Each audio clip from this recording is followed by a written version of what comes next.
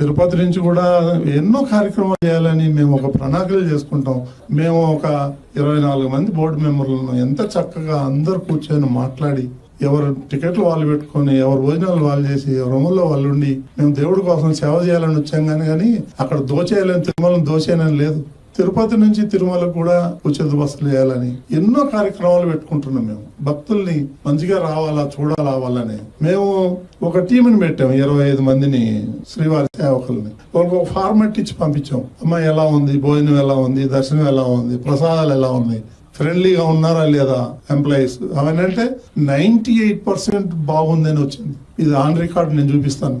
ఇదే కరుణాకర్ రెడ్డి దొంగ రోజుకి 5,000 6,000 టికెట్లు ఇచ్చాడు. కింద తిరుపతిలో పెద్ద మాఫియాలాగా దుకాణం పెట్టేశాడు. వాడొక దుకాణం, ఆయన కొడుకు ఒక దుకాణం, ఆయన భార్య ఒక దుకాణం, ఆయన మరదలు ఒక దుకాణం. టికెట్లు అమ్ముకొని పాపం సొమ్ము తినేసి వాళ్ళు ఈ రోజు తిరుమల గురించి మాట్లాడతారు. ఒక్కొక్కరు తవ్వితే ప్రతి ఫైల్లోనూ అవినీతి. ఇందాక చెప్తాడు గోశాలలో గోవులు చచ్చిపోయినాయి. ఎవడు గోశాల నడిపింది? నీ మేనమామ హరినాథ్ రెడ్డి కదా ఇన్ఛార్జి.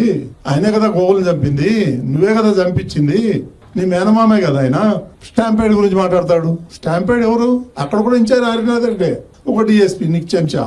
వీళ్ళిద్దరు వల్లే కదా, వీళ్ళిద్దరే సస్పెండ్ అయ్యారు కదా. ఈ హరినాథ్ రెడ్డి ఎవరు? నీ మేనమామ కాదా?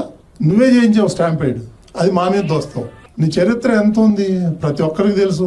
రాష్ట్రంలో రైళ్లు తగలబెడతావు, దొంగ ఓట్లు కర్ణాటక నుంచి, తమిళనాడు నుంచి తీసుకొస్తావు, దొంగ ఓట్లు వేపిస్తావు, దొంగ ఓట్లను చేపిస్తావు. నీ చరిత్ర నువ్వే పెద్ద గజ దొంగవి. మా గురించి మాట్లాడే అర్హత 1% కూడా లేదు నీకు. తస్మా జాగ్రత్త.